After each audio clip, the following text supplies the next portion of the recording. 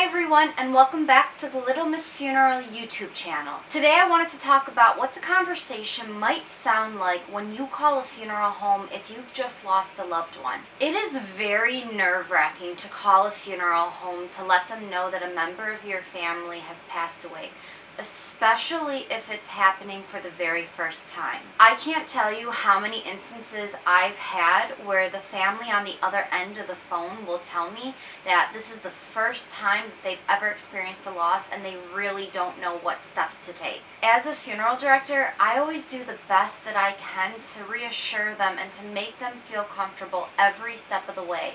And this starts with the phone conversation. Very first thing that I do when I realize that the person on the phone is calling to inform me that somebody has passed away is offer my condolences. It is so important to let people know that you are sorry for their loss, because even though I'm working on the business side of everything, I understand how upsetting it can be to make that phone call. After I offer my condolences to the family, I want to immediately start to gather information. So I'll find out the name of the caller and their phone number, and then the name of the deceased and where they are. On the phone, I also like to try to inform the family of things that they're going to need to bring into the funeral home. First part of this is going to be the same for every single family walking in, regardless of what kind of funeral service they want to have.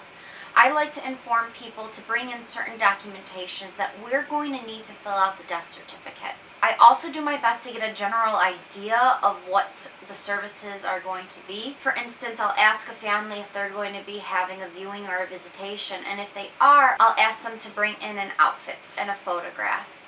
A photograph may also be important if a family wants to put that into the local newspaper. I also have to get certain releases when I'm talking on the phone. For instance, I have to get verbal permission to pick up the deceased. I also have to get verbal permission if the family decides that they want to have the embalming process done.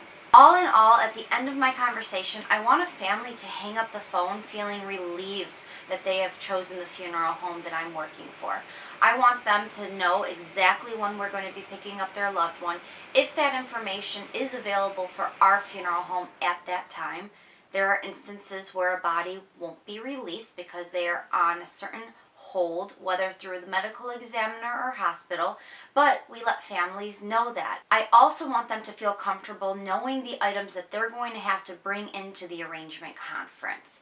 That way, they will have a general idea of how that arrangement conference is going to go and the questions that we'll be asking. I hope that this video can be a quick insight for all of you in the event that you ever have to make the phone call to the funeral firm to let them know that a person has passed away.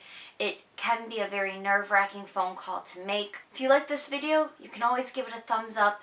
Don't forget to subscribe, and as always, thank you so much for watching. I will see you all next time.